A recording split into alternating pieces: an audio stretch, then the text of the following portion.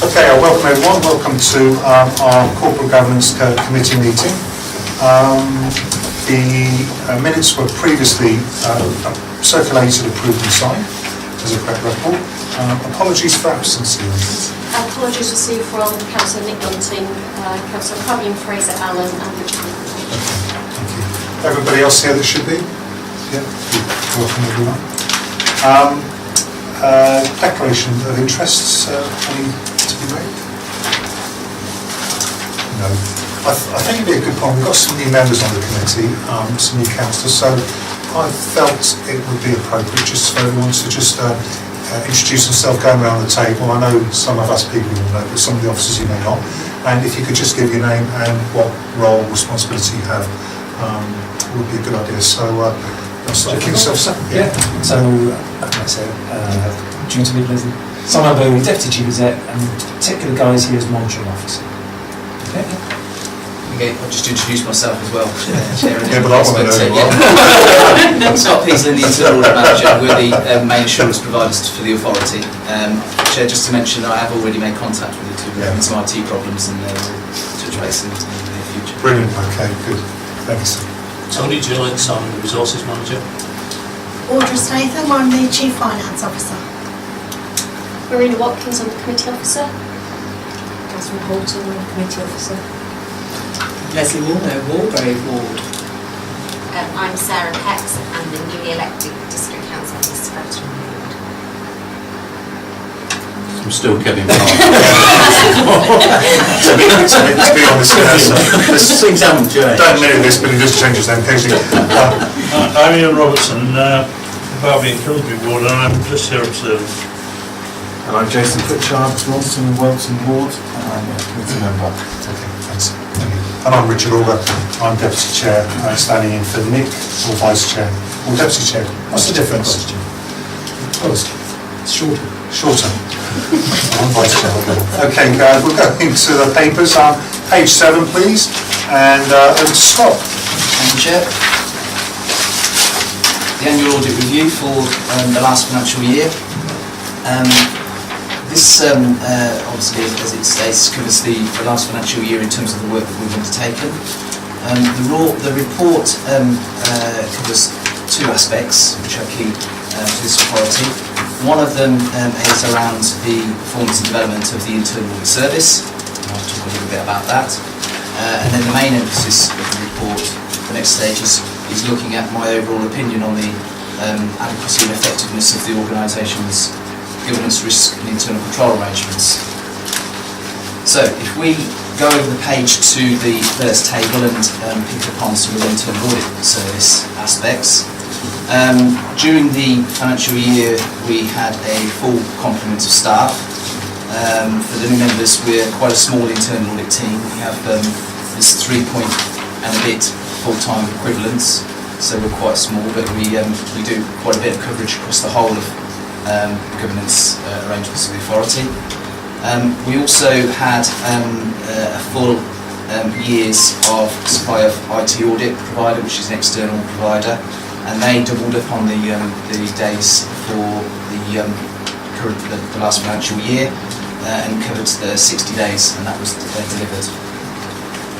In terms of our performance, one of the key aspects during the year was an external review of our service, which is something which is prescribed to be undertaken on us once every 5 years. This was the first year that we were covered, so that has had a slight impact in terms of the resource that we had to put towards that we hadn't really necessarily planned for.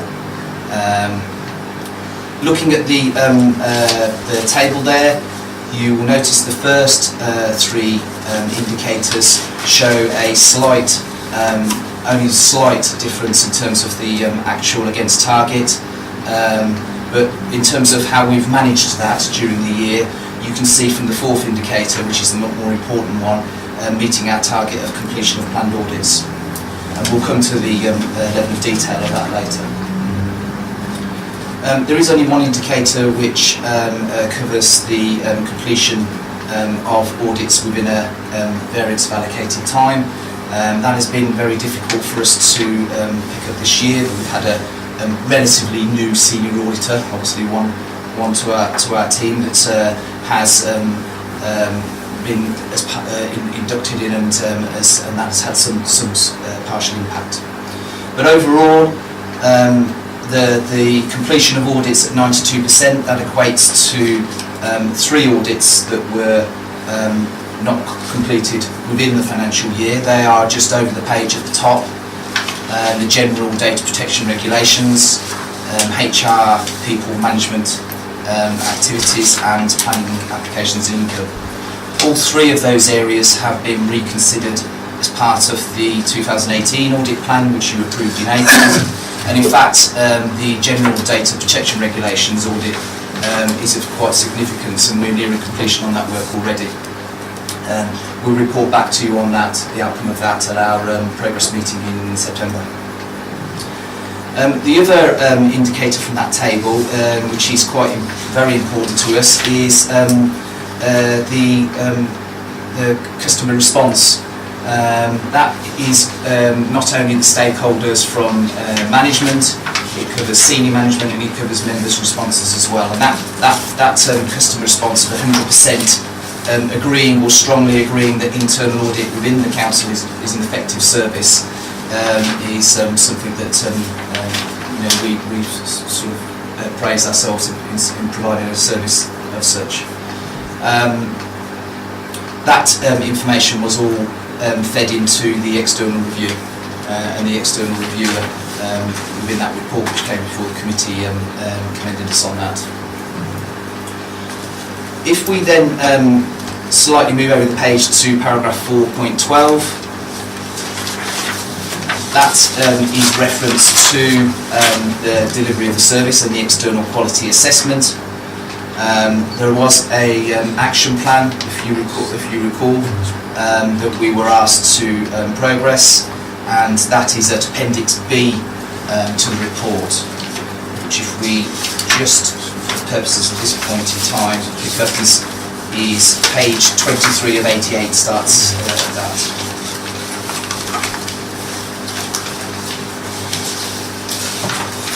I'm pleased to report to members that all of the greyed areas in there are aspects which we have completed from that action plan, and you will notice there is only one area which we are picking up, which is around employing a risk-based audit approach, which we've started the development of. Our target for that is September 18, and we'll report back to this, hopefully report back to this committee in September, and that's continued, that's been completed also. Okay, so if we move back to page 10, section 5, this is the, well actually at that point I'll take any questions from members if they want to pick up anything on the internal audit service delivery and just going back to that, I know it's a highlight, yeah, and it's at 100% with regard to customer satisfaction. And the year before 85. What's the methodology on that? Where does that go to? In fact, it's remiss of me. There's also an additional appendix attached to the report at page 21.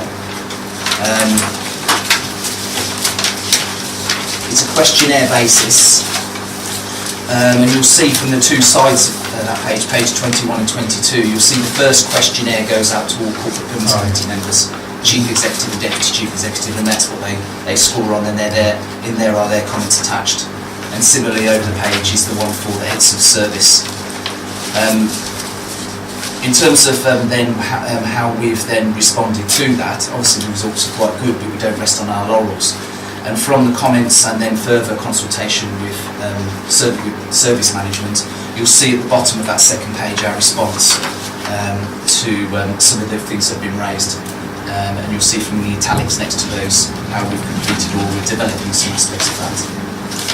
So that all goes part in terms of our ongoing continuous improvement. Can I raise a point at this Sure. point on the appendix there on page 21? I don't like to see neither in columns, and then there's 3 there, from senior management teams saying that they think that the internal audit is neither. So do we know who they are, and have we looked into why they don't believe it's working? Well, for that, are we talking about the page 22 or the page 20? Page 21. Yeah, that may well be a Right. member of this committee. And what actually happens with that? Sorry, because I need to learn that. What actually happens if somebody actually says, I don't believe that, it understands the whole authority? You'll It's see. not a catalyst for change. I mean, if they were certainly disagree or strongly disagree, then that was something that I will then look to maybe have a one-to-one with that particular individual. But with a neither, is that ignored? Is that what you're saying? It's not ignored in terms of how we respond to it. In terms of the comments that are there, and then, as I say, over the page, our response to that, we're picking up on some of those aspects which they may say, could you look for development of that? So it's a bit of it isn't just a one-way, give us your results, and then if we're happy with it, we'll move on. We're always looking, and you'll find that from a lot of the reports I do, we're always looking to not stand still. There's no complacency when it comes to our service. To complete that, an internal audit that does give somebody better knowledge, you need to understand the reason why. Exactly. Proofs and pudding, that's where this puts us good comfort. This is, I know you're an honest man, but with regard to, 86% in 2016, 17 to 100% is quite an impressive jump. Well, it is, it's impressive. So, what did you do differently? Do you feel you deserved that? Was there something fundamentally I think, different you did? yeah, it did. I think if you go back to, obviously I was aware that we were going to have an external review of us in the year. You then go sort of going over and second guessing everything that we do. It's sort of, it's a natural reaction. One of the things I did certainly for this committee was to provide you with more information.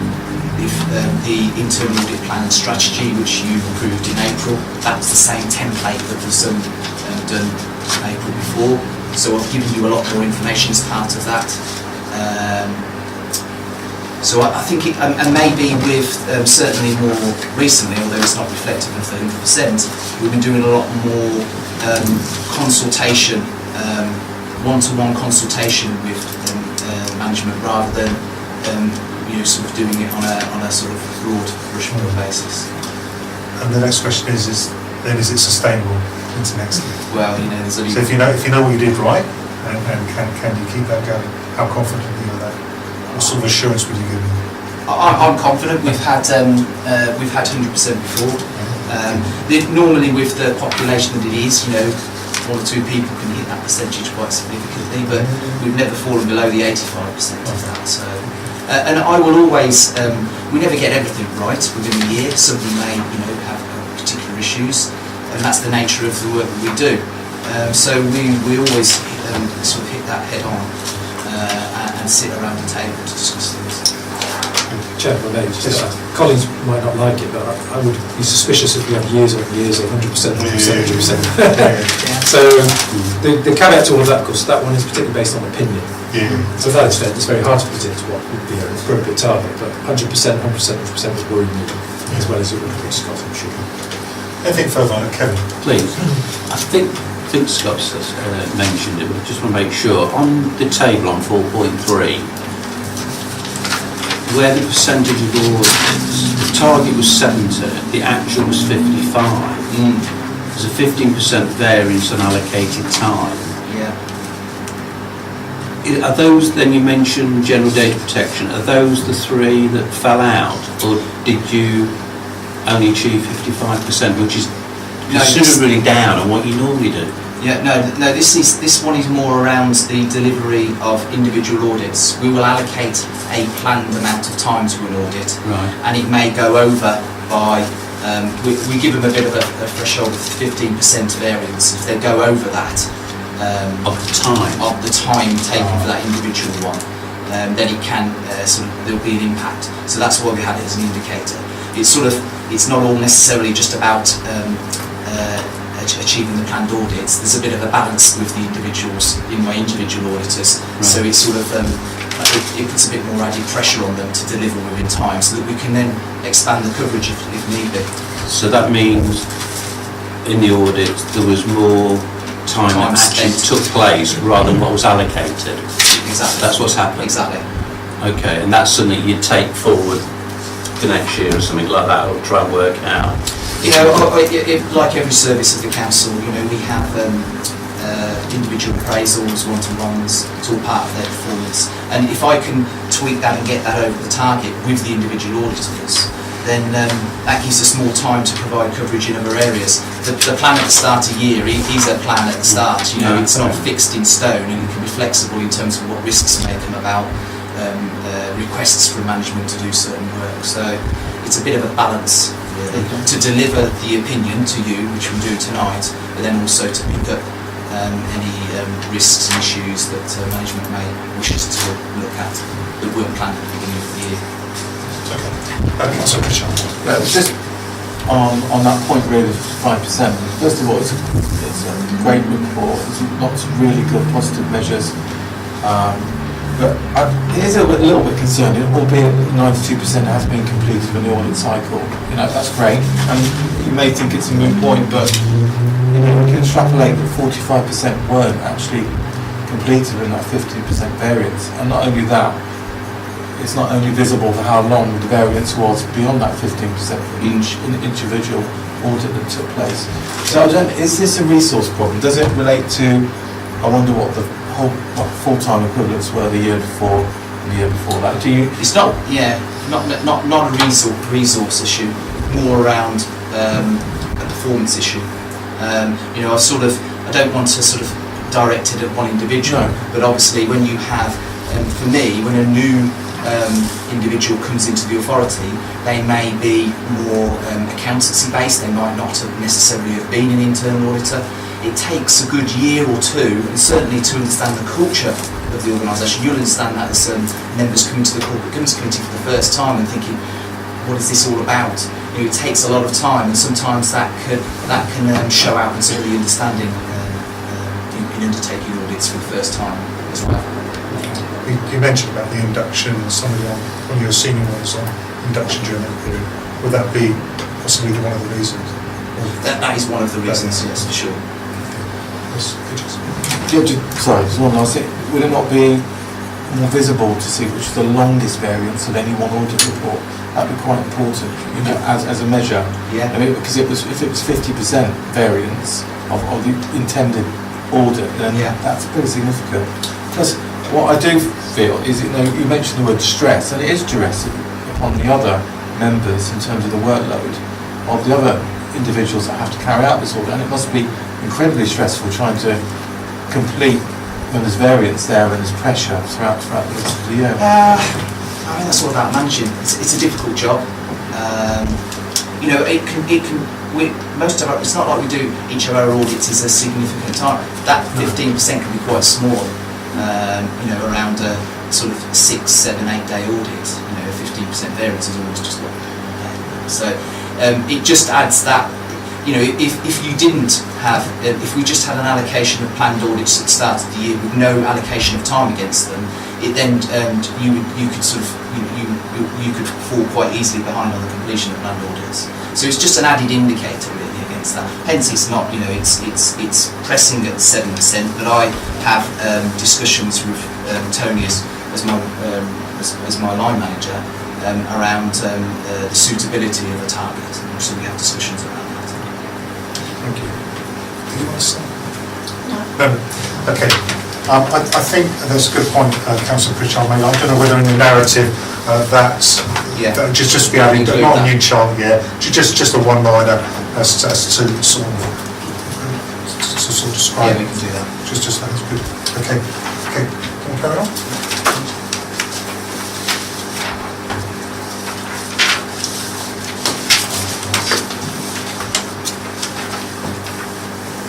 Okay, if we go to page 10 of 88, section 5, this is the other element of the report which picks up my opinion on the adequacy and effectiveness of the Council's control environment, which includes risk corporate governance and internal control, and I've assessed for this year, I've given an opinion of full to substantial assurance. If you go over the page to the table that's under paragraph 5.5, most of you as members will be very familiar with this table. It appears on all of the progress reports. If you look across to the right hand side, you will see the results compared to the 3 previous years for 17-18 there.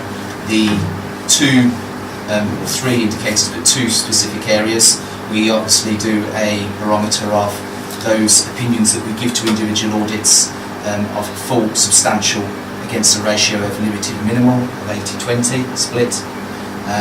You'll see there the 17-18 position of 97-3, which in fact I've just earlier checked across records is the highest we've had since we started to do early security came into fruition. In terms of then the next 2 indicators, for each individual audit we make recommendations, and some of those are of high priority or medium or low. We do the indicator that we've had for some time now as being the one of high priority, and currently sits at 80% at the end of the financial year. As part of the committee setting this original target, I also introduced one to show the percentage of all agreed recommendations implemented, and that's sat at 79. I have provided some commentary in the report around these probably being less than they have been in the past, and my thoughts on that was primarily due to recommendations in one particular area, which was around revenues and benefits service. We've subsequently completed the work in those areas, which missed the deadline for the setting of this particular target and performance, but putting those results in, it would reflect as 88% and 80% respectively against those 2. Sorry, on 80%. 88% and 80%, yes.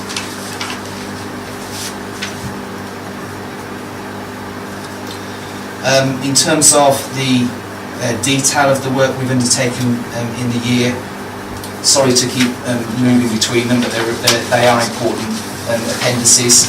You'll see the comparison of planned work that we've undertaken during 17-18 starts from page 31 of 88. That is a list of all audits undertaken during the year, and also encompasses most of the other work around corporate governance, risk management, counter fraud and the like, which is going to be in the report. You'll see there the recommendations that we've raised against those audits, and then in brackets they are the high priority. So you'll see there are a few of those which then that impacts on particularly that on that indicator. And you'll see on the right hand side the assurance opinions given to each of those audits. During the financial year, we've there's been no audits that received a minimal assurance opinion, and there have been 2 audits of corporate significance worthy of bringing to the attention of this committee. So going back to page 12, section 5.9, I just wish to bring these to the attention of the committee. The first of those is cyber security. This received a substantial assurance opinion, and this was undertaken by our external IT audit provider. We reported this to members in our progress report in January. We have yet to undertake our formal follow-up audit, but management have been providing regular updates to that, and all recommendations are considered implemented by them. We will be undertaking our formal follow-up imminently, and then I will report back to members in the next progress report. Over the page, the other corporate area, and this one wasn't, this is more recent, was around business continuity management. And you'll see there's a more detailed narrative in here. This is the only audit that we've provided limited assurance to during the year. There are a number of aspects that we have raised with management, and they've all been accepted. It was concerning to us that the current business continuity policy and strategy and business continuity plan were in need of review or were out of date. Significantly is the business continuity plan, because that is the document that is used as the first point of dealing with an emergency. The report has been presented to the risk management group, and it's also gone on to the last meeting of SMT, and SMT picked up the particular issue around the business plan, the business continuity plan, and have agreed for that to be dealt with as high priority and be dealt with by the end of May. It is acknowledged as part of the audit that the whole management system for business continuity is being comprehensively reviewed. There is a route map that is in place with a final target completion date of November 2018 for all of those actions. But you'll see from the narrative I have in there that we didn't have confidence in the delivery of that plan as it stands, given the number of operational factors that have come into play.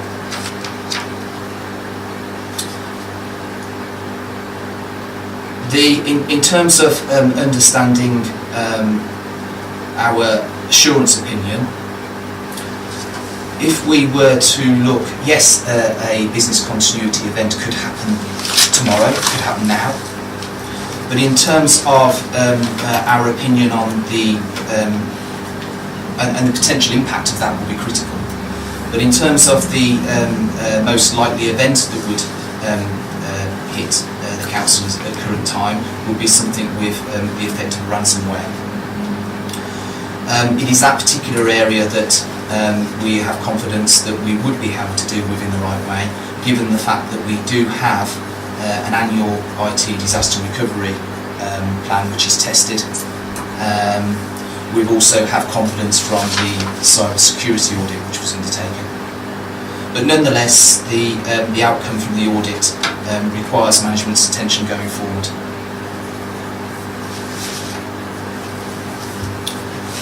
I don't know if we wanted to at that point raise some questions. I think we should, there's probably a few questions from the committee. Kevin? Yeah, a few things. If we go back to 5.5 and the level of assurances, the only thing I would say there is, if we go back to 14-15, you hit 62% and it's dropped to 37% in 17-18, and that's because substantial has moved from 30 to 60. Are you concerned at all that there's that swing? Sorry, Chair, I'm not following those figures. Okay. What page? 5.5. Hopefully I'm reading this right. There's 23 full in 14-15. Yeah. 23 as a percentage of 37 is 62%, which is, yeah? If you then go to 17-18, the 35 audits there, and 13 of 35 is 37%. Yeah? Yeah, I mean, in terms of percentages aside, I can see what you're saying. If you look at the full substantial and 14-15 at 23-11, it's almost flipped the other way. Yeah, that's what I'm getting at. 17-18. From my perspective, I haven't got any concerns. Yeah. Certainly, I would have expected if there was a drop. It is borderline between giving an opinion on full to substantial. Yes, if there are some recommendations, and one or two may be medium priority or even high priority, there is a judgment on that. But in terms of giving my overall opinion of full to substantial, I think that is reflective in terms of the least number of limited minimal we've had to date as well, in terms of just the one. Yeah, that's gone down most from 8% to 3%. In fact, that's probably, hence the 9703 barometer. Yeah. That's reflective of the fact that that's at the highest point it's been. Okay. It is, you could look at it as if you were looking at it on a graph, maybe, in terms of the individuals, but it doesn't provide me with any concern at this It point. doesn't, that's fine. And the other one was the continuity plan, which I suppose does get to me a little bit, because you use the word, which is unlike you or anyone here, the process appears to have ground to a halt. Are you happy that this is actually being taken seriously, the continuity plan? Because I just think that's vital. I think you said it was going to be done by the end of May? Yeah, in terms of the business continuity plan, yeah. I mean, So you're okay with that? I'm okay with that, yes. The original suggested plan date was July, which I wasn't happy with, and in fact, risk management group and senior management team picked up on that particular aspect, and then through dialogue with the manager concerned, it has been changed to a more immediate target. From a management perspective, not satisfactory. Clearly we want to push on, and that's why we consider the S&T in there. Some changes have already been instigated with the appointment of somebody in that position. Simple things, so some of the outdating, for example, was like contact telephone numbers, just check those, things like that. So you can have the simple stuff, but it's more about, you still need to have a plan that's ready, and that's the issue. So we're onto that. End of May is what, a week or so away. So from that perspective, we think that's urgent enough. So presumably the SMT will review that at their next meeting? We want to make sure we're equipped. Thank you.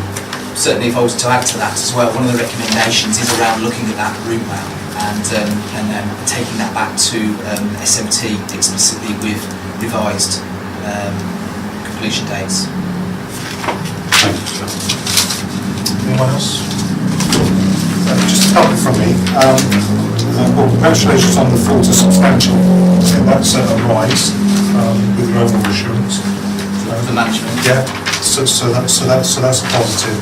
And going back to the business continuity plan, it is about first thing is putting it right. You know, I don't like it when we talk about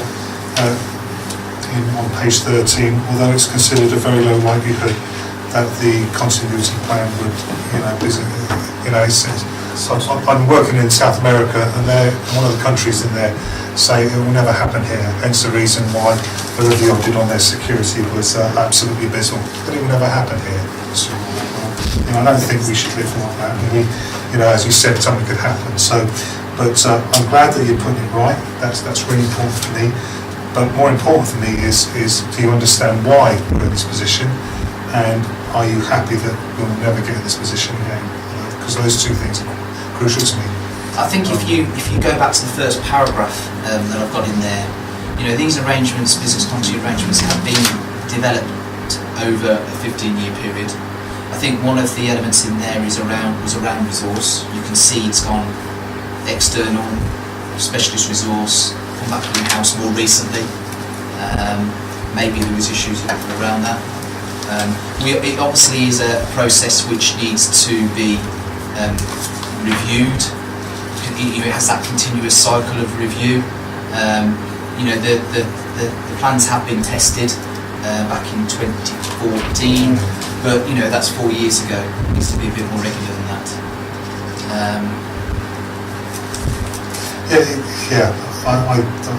It is about making sure that we have contingencies, because these sort of things, if we don't have a contingency plan, i.e. what we're going to do if something goes wrong, the last time we want to be thinking about that is when it's happening. So that's why these things are so important. It certainly were in my line of business to always have a plan so that in the event of something like this happening.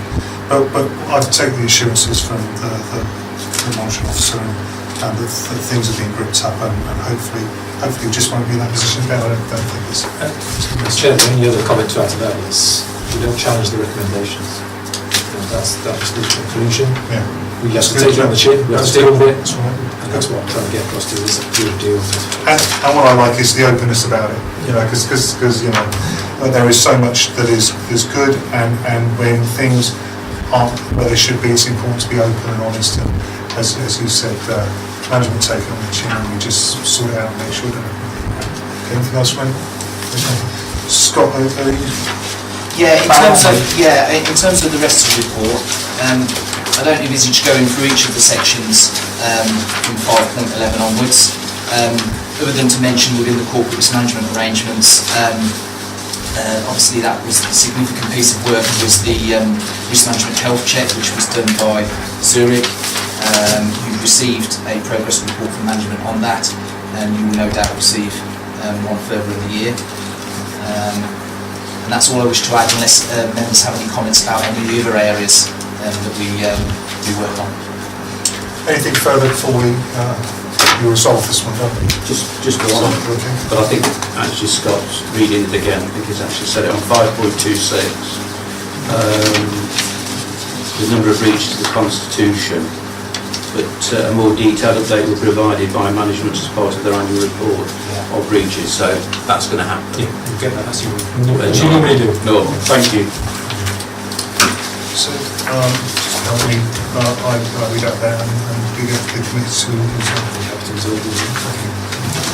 Okay, committee, the annual, we ask you to resolve that the annual audit review for 2017 and 18 and the control issues raised in the report be endorsed in support of Council's annual governance statement. We have the to resolve. Thank you. Simon, I think it's you, sir. Yes, Chair. Introduce this counter fraud strategy. We have a counter fraud strategy in place, and this is the time for renewal of said strategy. Always there are things that come along and test us, and some of that's to do with risk that I mentioned earlier. You'll see references there, for example, to cyber fraud, cyber risk. So that comes into play. But there's also new regulations, for example, that have come into play, terrorist financing, transfer of funds regulation 2017, so we have to reflect things like that.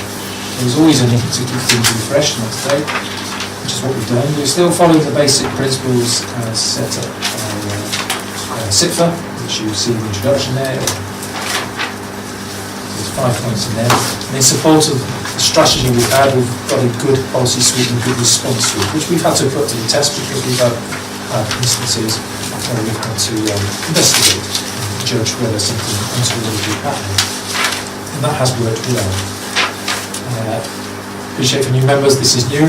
For old establishment, not only established members, you will have had sight of reports which tell you about what fraud activity has been happening, and that continues for the coming year as well.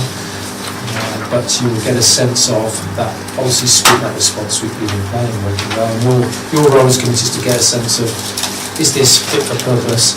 So for example, if it didn't follow the SIPFA points, you'd be wondering why not. So that'd be kind of a barometer test. So we've updated loose phrases which are important to us. Anti-fraud, yes, you'd expect that. Zero tolerance, you'll see that. We're keen on that, and we emphasise that in what we do. Counter fraud gives you an indication of that proactive approach as well. Because there are risks facing us in transition, which is also mentioned in the report, transition to the new authority. That's another category which is new, if you like, for this time compared to the previous strategy. That was not on the horizon. But proactive approach is also indicated.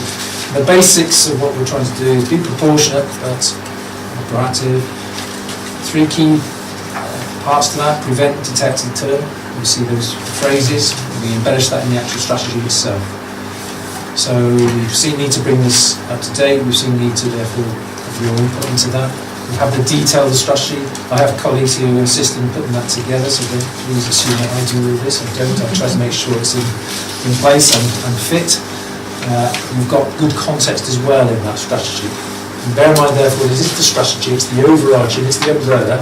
Underneath is the policy suite and response plan and the like, which helps bring it to fruition on the occasions when unfortunately we do have to do some investigations and testing. So we do have threats. Topics are indicated, whether it be housing benefits, council tax support, planning, whatever it is. We've hopefully got them identified and ready to deal with them. Sometimes we do work in conjunction with partners, of course, so like City Department for Work and Pensions being one of each one. But you have the overall approach and the overall context and associated work programme that goes with that. So for example, one of the elements in there is about the attitude of staff and authority to fraud. We'll do a survey on that in due course, testing that attitude. Now, that's silly questions, to be perfectly honest, but they're silly questions which are important to indicate attitude. So would you pinch packet of sweets, you know, might seem trivial, but actually tell you something about the attitude. You know? So those are elements in the work programme. I therefore recommend that to you, Chair. Thank you. Any questions?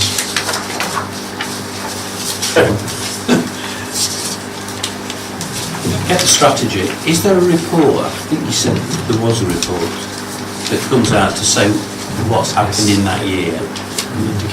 There is an indication, so we can see how the strategy. Activity that's been done. Thank you.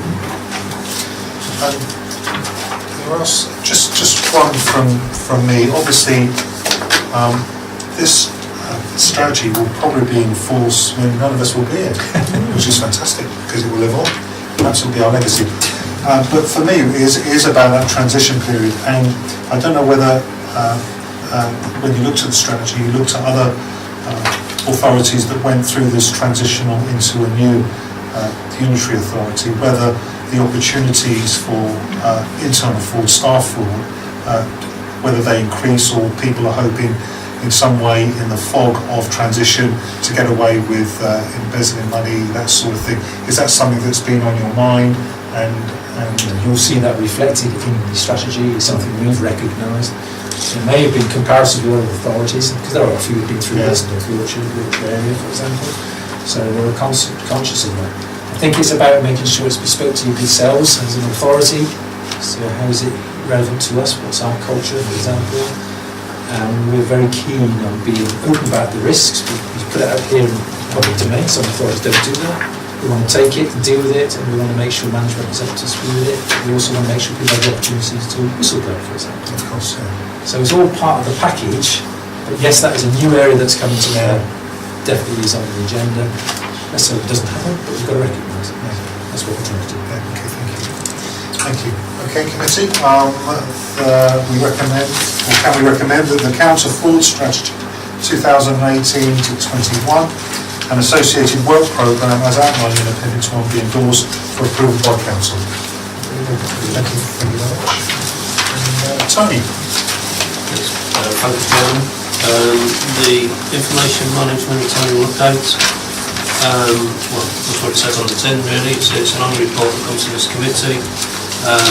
Part of this committee's remit is to includes the oversight of the way the council handles requests for information, and also the use of surveillance powers under the Regulation of Investigatory Powers Act. The report also forms useful information to support the annual governance statement, which we'll come to later on in the agenda. The report is split into a number of sections. The first one deals with freedom of information requests, and you'll see there that we received a total of 973 requests during 17-18. 61% of those were FOI requests, 39% being environmental information requests. Moving on to the environmental information requests. We've actually seen a reduction in the number of those over the past year, which is the first time in a long number of years that we've actually seen a drop-off of those requests.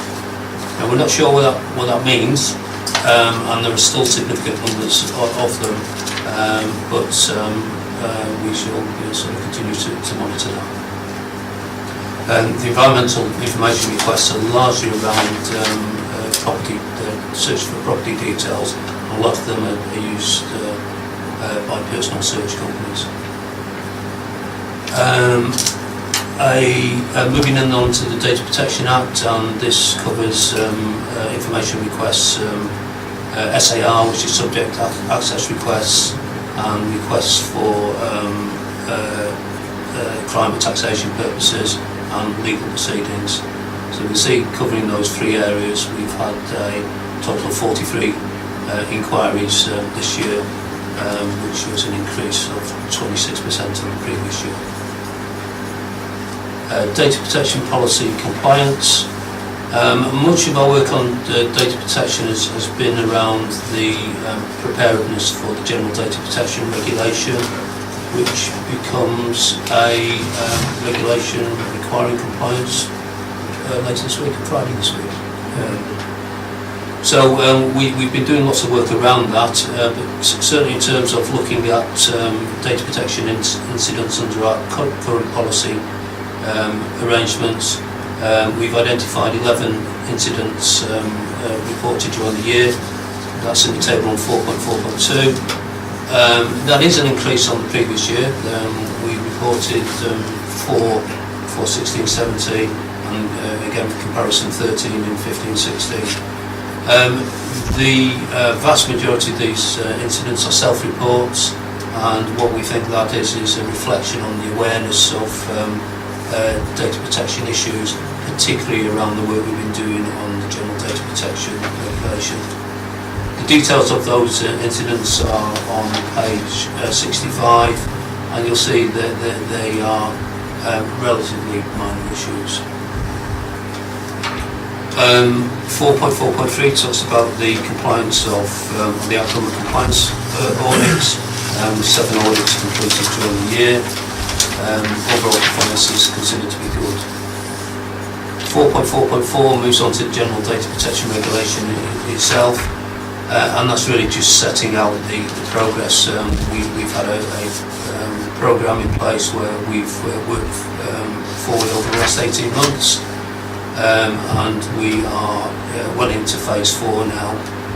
We have got some training going on this week, which is sort of mopping up some of the people who missed earlier training sessions. So we're very much where we think we need to be in terms of the General Data Protection Regulation. Regulation of Investigatory Powers Act. As you see the first paragraph there, that these are very rarely used by the council. In fact, the last authorisation was granted in 2010-11. It's not something that we have need to use. Where we do some investigation, which might lead to REPA authorisations, it tends to be where we're working with DWP on benefit fraud type investigations.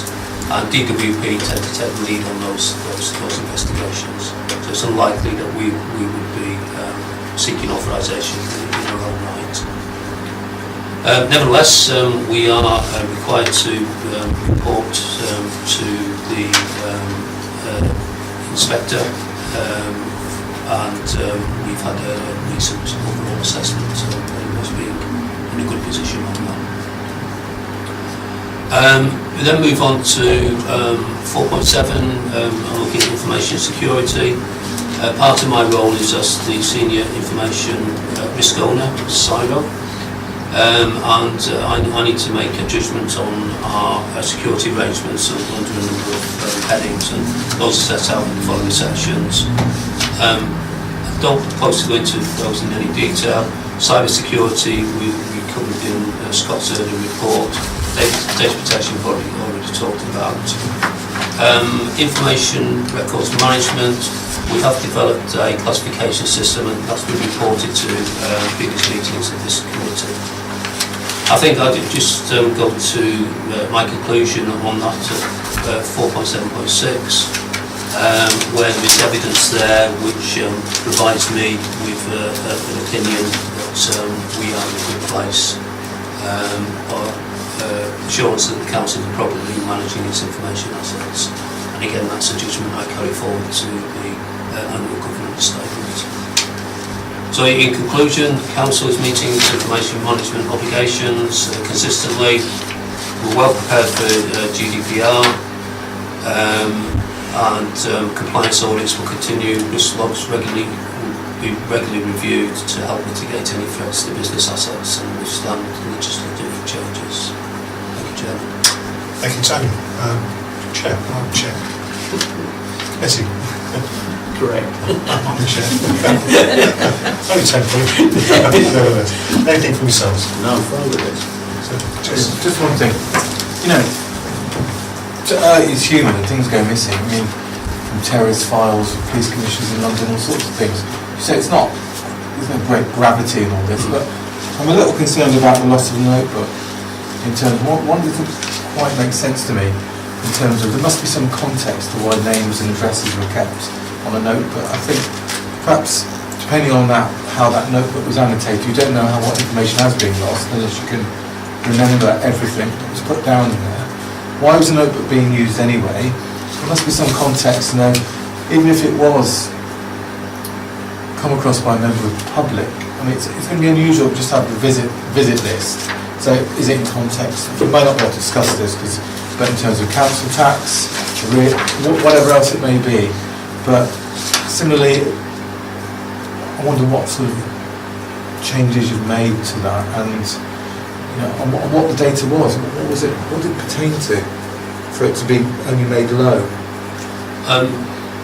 Through you, Chairman, I don't know the actual detail of this, but what I can tell you, it doesn't relate to council tax or benefits because it's within the community team and resources too. I mean, what the note there tells us is that the information was primarily address data with some customer names. The review of the procedures is to use initials only in future, and the addresses were deemed to be required for whatever that activity was. I think the point I made earlier in the presentation about self-reporting, that somebody has, whoever the officer was involved here, has reported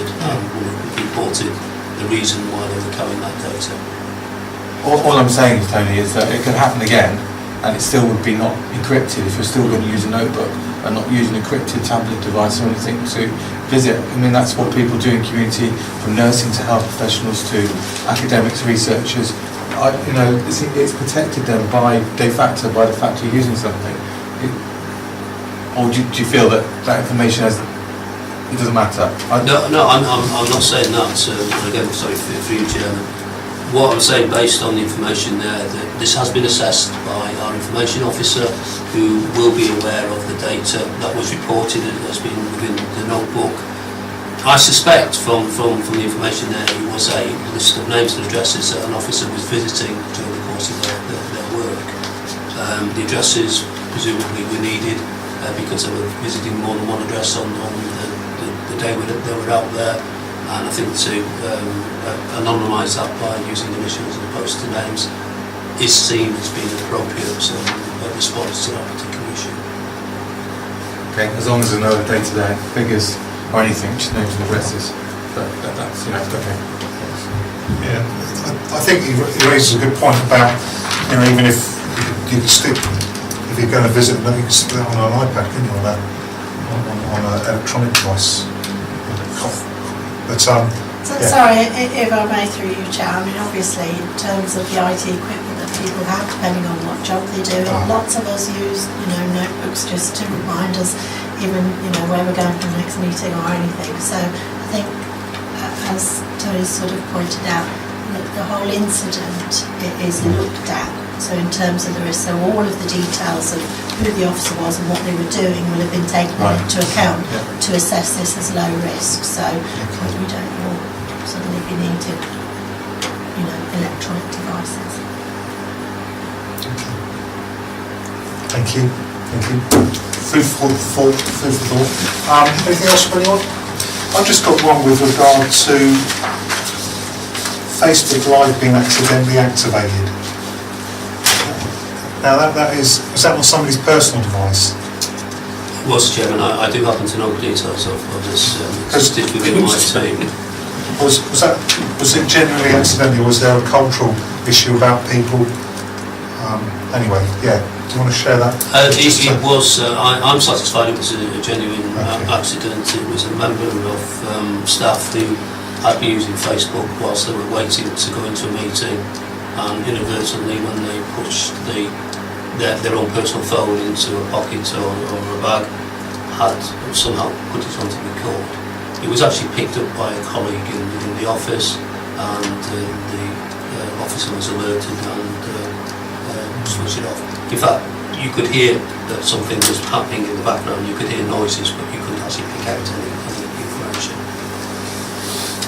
And the follow-up action for that is that is something that could happen again and could be quite compromising if it ever happened again. So is there anything at the beginning of meetings, mobiles to be put on stun, Facebook turned off?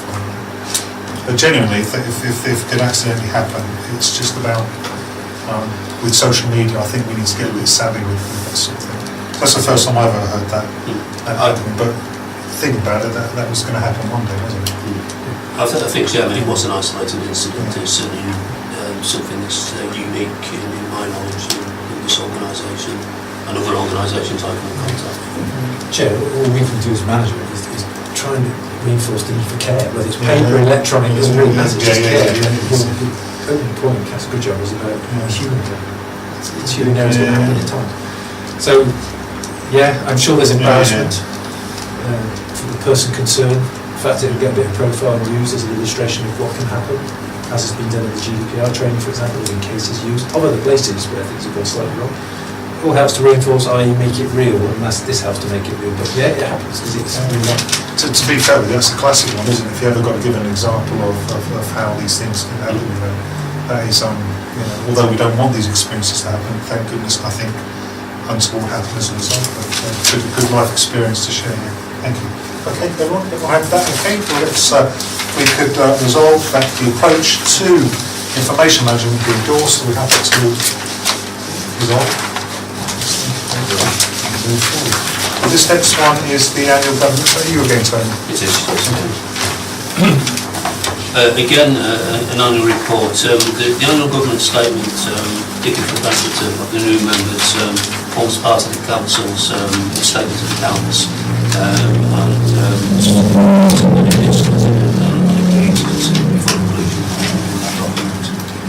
It is a statement, so it sets out where we are as an organisation.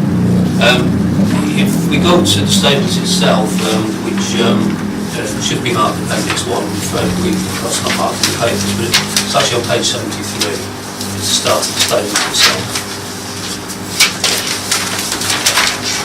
And the first part of the statement, section 1 talks about the scope, and section 2 the purpose, and it's really the background and context as to why we produce the statement. Section 3 talks about some of the key features of our governance framework. So it's factual about the different groups are in place within the council, including the Corporate Governance Committee, and a short statement about their roles. We then go on in section 4 to talk about a review of effectiveness. Under the previous arrangements, before the public sector internal audit standards came in, we used to undertake an annual review of the effectiveness of the internal audit function. This isn't required in the current standards, and what is required is an external quality assessment to be undertaken once every 5 years, and we duly carried out one during 17-18, and that was the results of that were reported to this committee. But the summary of that, the assessment recognised the internal audit service is highly regarded within the authority and provides useful assurance on the council system and processes. Gives that a good bill of health. Moving on then onto page 76, and the bullet points there set out a number of governance and control processes which are part of our control environment. And again, it is really a statement of fact as to what happens, what we do. Moving on to section 5, that identifies or gives some commentary on some of the issues that were identified in the annual government statement last year, and the actions taken during the course of this year. So you see the bullet points with the bold text are the issues that were identified, and then there's a brief explanation of what's going on during the course of the year. And some of that has already fed through from the reports. You'll see references to general data protection, for example, and data classification. Section 6, significant governance issues. We have identified no significant governance issues, but what we have done is through the work that there's a group of officers that meets on a quarterly basis which looks at our local code of governance and we work through then and I identify any issues for potential sustaining and enhancing compliance with the code. And you'll see there's 4 bullet points there which carry over to page 6. I just want to mention in particular the final bullet point, which is the greater scrutiny of the strategic risk register in light of the proposed reorganisation of local government in Northamptonshire. And this is something that came up at the last meeting of this committee when there was some discussion around the proposed reorganisation, and the chairman in particular was keen that this committee had a more than once year review of the strategic risk register. So we're recognising that within the annual governance statement, and we'll pick that up again in a later report looking at the work programme of the committee. I think, Chairman, that's all I wish to draw your attention to. Thank you, Tony. Committee, thank you. Just one small minor thing. I don't normally get this picky, but on page 2 of number 3, you actually refer to P for monitoring officer. Should it be non-gender specific, and should it just say is lawful and fair and supports the promotion of? Because you don't actually say anything else for specific gender or person. I have it here just to confirm. I know. It's just that nowhere else. Yeah. And then it's standardised throughout. Yep, fair point. Anything else? Yeah, I was grateful that the fact of the reorganisation of local government is really dawning on us, and a lot of the looking forward now is taking that as the value added in everything that we do to have that eye on that. So it's really good to see that. And the other positive is that it's a small point, but there are times when there isn't really a lot for us to get our teeth into, and that invariably, I know not the end of the meeting yet, invariably is a testament to the good work that we do. So yeah, good. Okay. And sorry, I need to can we resolve this, that members approve the attached annual governance statement to be incorporated within the published statement of accounts 2017-2018. Okay, thank you very much. I think, Chairman, sorry, for as amended, as we just Slight reference. With a tiny amendment. Yeah, as amended. Yeah. Well spotted. I appreciate that was a typo, Chairman. Somebody's slipped it in there, I'm sure. He's definitely a he. And over to you, sir, again. Corporate review constitution. Review constitution change, yes, the annual pleasure for the new members comes through. We take the opportunity to review what's been happening, and again, just check if there's any legal changes that needs to be incorporated. Also picking up on any new practices, changes through management arrangements and the like, and also anything that's come through the council during the year. So some of the changes this year are to that effect. I don't attach the constitution revised draft with the papers because it's a volume. It just seems a waste of paper. But I did leave a copy in the members' very small. And I'll do the same ahead of council as well. So the purpose of this report is to give you, in your role, is looking at the control environment to see where you think the constitution is, if you like to use that phrase again, fit for purpose, ahead of presenting to council for it to agree with the final changes. So you look for the clarity of governance, the enhancement of governance and the like. But also for the committee to suggest, actually there's a topic here I'm interested in having considered, can you look at that? Because it's my duty to consider changes before they go to council, so I need to be assured that it will work. I'm conscious that as members of the committee, Councillor Ritchie's written to the chair, which I know you've got a copy as well, the chair role here. So I've got those points which either we can deal with tonight as best I can at the moment, or what I will be doing in any event would be addressing those, because I got those today, addressing those in my report for council anyway. So anything that comes up between now and council will feature in the report to the council. Right. So I can deal with it that way. One point though is particularly dealt with in here about the commitment to those two committees. Are we saying it's too late to impact on what goes in the constitution this time round? No, because this is where we're at the moment. It's a work in progress. Right, okay, good. I've got a period of weeks before we get to full council. So I will pick up the queries that have been raised, pick up topics that have been raised, and I may or may not recommend changes to council. So that's how it would work. So you might have some ideas today which I haven't thought about, and I will take those away and also again research and just check whether those are things that are worth recommending to council for good governance purposes. Well, certainly if anyone wants to bring up Councillor Ritchie's in for debate, I'm quite happy for that. But I'm also quite content that you are aware of it, and that you have, and having read through it, there are some interesting points that he does raise. So, and again, he is very thorough, very clear in his recommendations. So, or his suggestions. Suggestions. So just to add, I might usefully invite Councillor Ritchie in for a conversation about some of those. That might also assist. You think that would help? I think that'd be a very good move. He's taken a lot of time to actually put something together and takes a great interest in the Constitution. Committee, anything for Simon on this? Could I just ask, could you just explain a bit about the appointment to committees?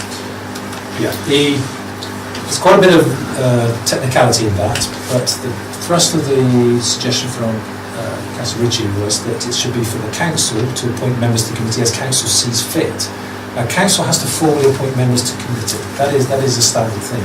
But in the rules, the national rules, the national law has to be the appointments made in accordance with the group's wishes.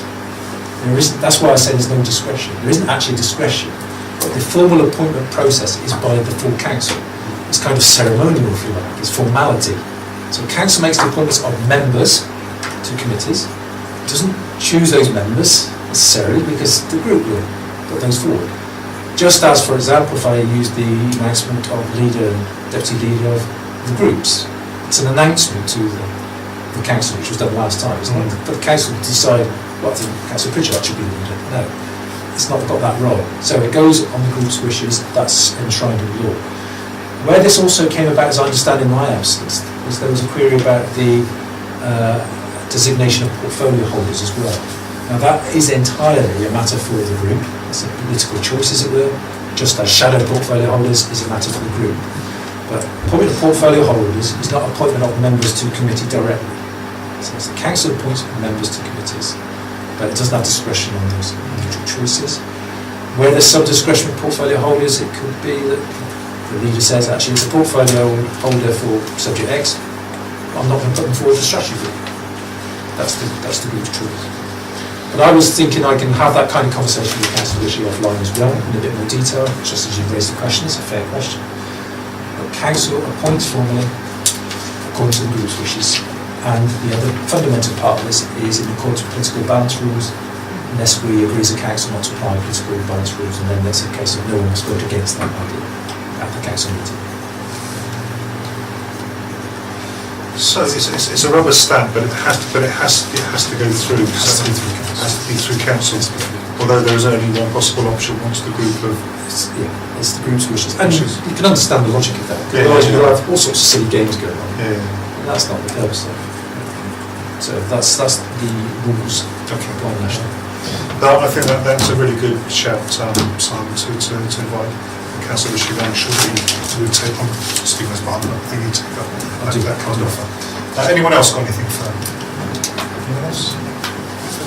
Okay, thank you. So it's we were to resolve the potential changes to the council's constitution being endorsed. Agreed? Thank you very much.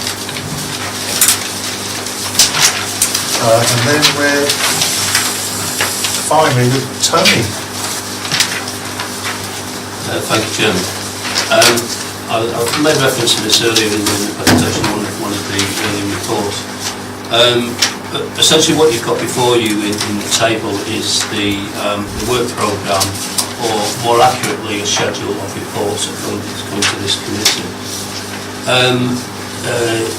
Councillor Bunting at the last meeting asked for a review of the work programme at this meeting, particularly in light of the proposed reorganisation of local government. There was a bit of debate at the last meeting, and my recollection is that Councillor Bunting sort of laid down a challenge to members of the committee to come forward with items for inclusion within the work programme. Specifically mentioned at the meeting was the issue about the review of the Council's Strategic Risk Register, and if you go to the September meeting, the September 18 meeting, you'll see that there's a risk management progress report in, which is in addition to the normal programme. So that will give a mid-year review of risk management generally. But the intention is to bring the Strategic Risk Register to committee at the time. Other than that, I've not added anything in. I mean, there is a comprehensive programme of issues that come before committee, and I think that the situation is that as certainly as officers, and I expect you as members will become more and more aware of the reorganisation process as time moves on. So I believe that the programme is adequate in that respect. I think we will pick up the issues that may be sort of cause for concern, but there is the opportunity to raise issues from meeting to meeting. And I'm sure the chairman, if he has any particular issues, will call for a report to the next meeting of the committee. I've not had any specific issues raised with me directly following the last meeting. I did have a fairly lengthy discussion with one member of the committee following the meeting, but there's no particular issues come forward, as I say, other than the risk management, which is covered. Thank you, Chairman. Thank you. Committee. Just one from me with regards to, we are on a flight path to destination unitary. And I don't, my personal feeling about these is that we need to keep doing the boring well. That is really the core functions, making sure that things are running smoothly till the final day.